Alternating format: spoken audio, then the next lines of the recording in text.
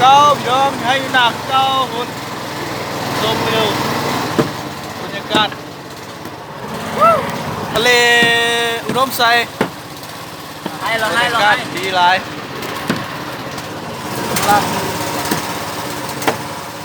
กำลังซับอาหาร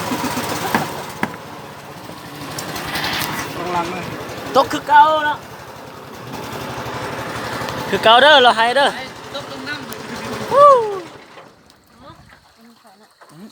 หยุดใส่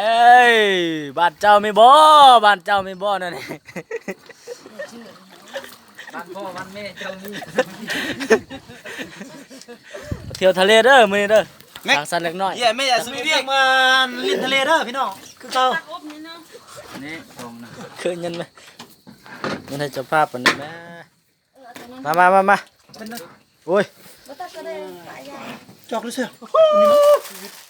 อ้าวปิดกล้องบ่ได้วะตะรอน โอ้